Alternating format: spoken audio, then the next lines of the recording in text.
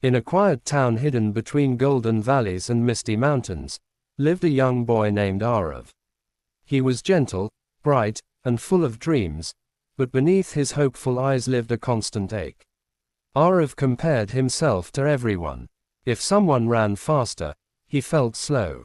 If someone spoke confidently, he felt shy. If someone drew better, he felt talentless.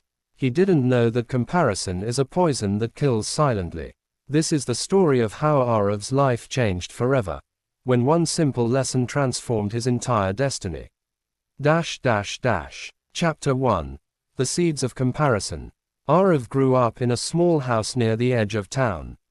His father was a schoolteacher, calm and patient. His mother was a tailor who created beautiful clothes with love stitched into every thread. Arav wasn't the top student in class, nor the most athletic, nor the most talented at anything. But he was sincere, he tried, he listened, he learned. Yet every day, he found himself comparing. On his way to school, he passed a training field where the town's best athletes practiced. Their footsteps sounded like thunder, powerful and rhythmic. They were strong, confident, admired. Arav stared at them with longing. I wish I could be like them, he thought. But when he tried running, he always came last. In class, he sat next to Rowan, smart, quick, and loved by teachers. Rowan always raised his hand first, always solved the hardest problems. Next to him, Arav felt invisible. In drawing class, Mira created art so beautiful that teachers displayed her work in the hallway. Arav tried drawing too, but his lines were shaky, his colors messy. Every small comparison made Arav shrink a little inside. Every glance at someone better made him feel less. He didn't know that a flower never looks at another flower while blooming. Chapter 2. The Announcement That Changed Everything. One Monday morning, a buzz spread across the school hallways. The notice board was surrounded by excited students.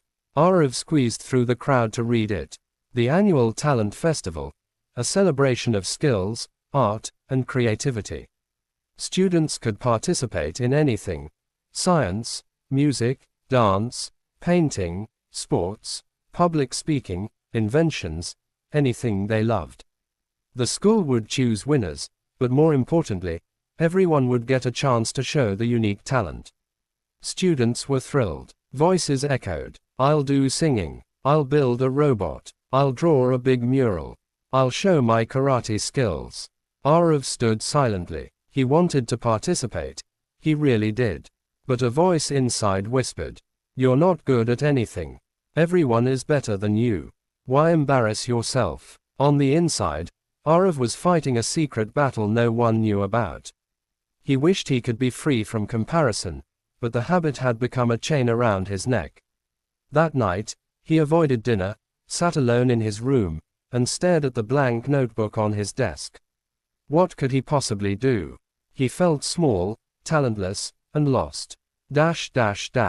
Chapter 3. The Riverbank Meeting. The next evening, with thoughts heavy in his mind, Arav walked toward the riverbank, a calm place where flowing water seemed to whisper peace. He sat on a rock, watching the sunset paint the sky in orange and gold. That's when he noticed an old man sitting nearby, sketching with deep concentration. His movements were gentle, almost poetic. Arav was drawn to the peacefulness radiating from him. Curiosity overcame hesitation. He slowly walked towards the man. The old man looked up and smiled warmly, wrinkles forming around his eyes like rays of sunlight. "Beautiful evening, isn't it?" he said. Arav nodded. "What are you drawing?" he asked softly. The old man handed him the sketchbook. Inside were incredible drawings. Mountains dancing with clouds, birds soaring, rivers flowing, trees bending gracefully. Arav's eyes widened. "It's amazing. I wish I could draw like you." The old man closed the sketchbook gently. Then he said a sentence that Arav would remember forever. "Never compare your beginning to someone else's middle." Arav looked confused. The old man continued, "Let me show you something." He stood up and walked toward a small garden beside the river. Arav followed. Flowers of every color bloomed there: roses, sunflowers, jasmine, lilies, orchids. Each flower swayed gently with the wind, glowing in the sunset. "Tell me, Arav," the old man asked, "which flower is the best?" Arav looked at them carefully. "I can't choose," he said. "They're all beautiful in their own way." The old man smiled deeply. "Exactly. The rose never wishes to be a sunflower. The lotus never compares itself to a jasmine. Each flower blooms in its own time, in its own space, with its own beauty." He placed a hand on Arav's shoulder. "You too, child, are like one of these flowers. Compare yourself to no one. You are on your own journey." Arav felt something shift inside him, like a heavy stone dissolving. Then the old man handed him a blank page and pencil. "Draw, not to be better than anyone.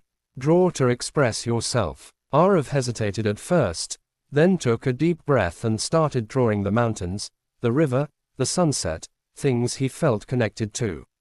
His drawing wasn't perfect, but it felt real. It felt like him. When he finished, the old man said, "This is beautiful, not because it competes with anything, but because it is yours."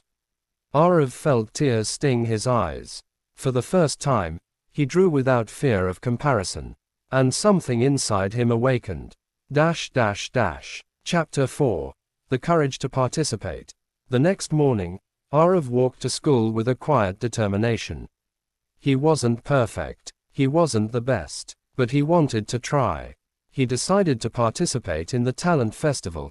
Not to win, not to compete, but simply to express himself. He told his teacher, "I want to submit a painting." His teacher smiled. "I'm proud of you." Arav spent the next 2 weeks preparing. Every day after school, he went to the riverbank to draw, with the old man often guiding him gently. He learned to observe quietly, to feel nature, to breathe through every line, to see beauty in imperfection. He didn't compare his sketches with others anymore. He didn't measure his worth based on someone else's achievements. He simply grew, step by step. And one day, he felt ready. Chapter 5. The Festival Day.